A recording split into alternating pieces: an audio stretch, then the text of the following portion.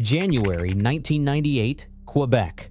Millions plunged into darkness by ice, with Boucherville's shelters unheated and City Hall cut off until local officials asked for the impossible. The risk was everything if it failed. The result was a feat most people have never heard. Here is how a machine built for rails rewrote what was possible in a disaster. The storm's grip on Boucherville tightened as the hours dragged on. Power vanished from City Hall, police headquarters, and the main community shelter. Frost crept across the inside of windows, and the air inside municipal buildings grew colder with each passing night. Outside, the temperature hovered well below freezing. Inside the shelter, families wrapped themselves in layers of clothing and blankets, trying to keep warm on cots lined up wall to wall. The shelter coordinator moved between rooms, checking on seniors and young children, her breath visible in the chill. The building's emergency lights had faded to darkness, and the only sound was the muffled wind and the quiet shivers of those waiting for news.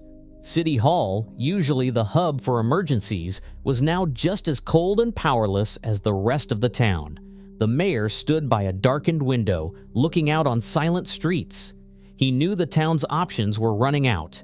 The grid was down for blocks in every direction, and word from Hydro-Quebec was that repairs could take days, maybe longer. The backup generators, meant for hours, not days, were running low on fuel and capacity. The shelter's coordinator reported that temperatures inside had dropped to the low teens degrees Celsius, barely above the danger zone for hypothermia. There was nowhere else to send people. Every other building was just as cold, and the roads were slick with ice. The risk wasn't just discomfort, it was real harm. For the mayor and his team, the threat was immediate and unforgiving. People's safety depended on finding power, somehow, before the cold claimed more than just comfort. That urgency forced a question few had ever considered. What could possibly bring heat and light back to a frozen town when the grid itself had failed? A freight locomotive is not just a heavy machine built to pull trains. At its heart, it is a rolling power station. The MLW M420, like the one Canadian National sent to Boucherville, is rated at about 2,000 horsepower. But the way it delivers that power is what sets it apart. Instead of using the diesel engine to drive the wheels directly, the engine spins a main alternator, a generator built to handle enormous electrical loads. That alternator produces three-phase electricity, which is then routed to traction motors on each axle. Every time a locomotive moves, it is transforming fuel into electricity, then into motion. This design is not just about moving freight. It means the locomotive can create a steady stream of electrical power, independent of the grid. In normal operation, most of that energy is used to move thousands of tons of cargo. But under the right conditions, with the right connections, the same system can supply electricity to buildings, lights, and heating systems, just like a stationary generator. When the mayor of Boucherville weighed his options, this was not a wild gamble. The engineering behind a diesel-electric locomotive made the idea possible. The MLW M420's main alternator, driven by its V12 diesel engine, was built to handle loads far larger than any single building would demand. In the middle of a blackout, with the town's safety on the line, a freight engine offered something few other machines could: reliable, high-capacity power, ready to be tapped wherever the rails or a heavy lift could take it. Calls to Hydro-Quebec brought only grim updates. Repairs would take days, maybe longer. Faced with a deepening crisis, the mayor placed an urgent call to the Canadian National Railway's operations desk. The request was simple in words, but staggering in implication. Could Canadian National supply a locomotive to serve as an emergency generator for the town's core? The dispatcher on duty, accustomed to rerouting freight and troubleshooting line blockages, paused. No one at Canadian National could recall a precedent for using a mainline locomotive to power a municipality. Within minutes, the question traveled up the chain of command. Risk managers, engineers, and legal staff weighed in. Safety was the first concern because connecting a locomotive to a municipal grid meant isolating damaged lines, preventing backfeed, and protecting crews in the field. Liability loomed large. What if something failed? What if a misstep sent power down a line being repaired or overloaded aging equipment in a darkened city hall? The railway's legal team raised questions about insurance, property damage, and the possibility of injuring workers or residents. Despite the uncertainty, the urgency in Boucherville was impossible to ignore. The mayor pressed his case. Municipal buildings were losing heat, shelters were at their limits, and backup generators were running on fumes. Canadian national leadership, after a rapid round of calls and consultations, decided the humanitarian need outweighed the risks. With a cautious green light, the dispatcher relayed the decision back to Boucherville. The operation would go ahead, but only under strict safety protocols and with municipal cooperation at every step. For the first time, a Canadian mainline locomotive would be repurposed as a lifeline for an entire town. A heavy lift crane arrived at the edge of Boucherville's deserted main street, its boom rising against the gray sky.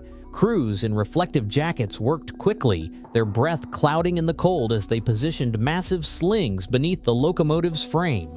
According to local accounts and company recollections, the operation drew a small crowd despite the weather. Residents bundled in parkas, silent and watchful, lined up behind barricades. The spectacle was unlike anything most had seen.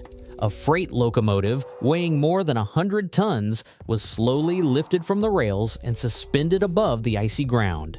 The crane's cables groaned under the load, every movement deliberate and measured. For a moment, the steel wheels hung in the air, catching the weak winter light. Once the locomotive was set down onto the asphalt, the crew checked the alignment and signaled the tolerator. The engine's low rumble echoed off the frozen storefronts as it began to inch forward, steel wheels carving shallow grooves into the road surface. Some bystanders gasped at the sound, metal on pavement not meant to meet this way.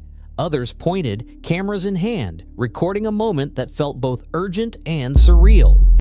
The mayor and emergency officials watched from a distance, where peace that each meter covered brought the town closer to warmth and light. Municipal staff guided the locomotive to its destination near City Hall, careful to avoid manholes and curbs that might buckle under the weight.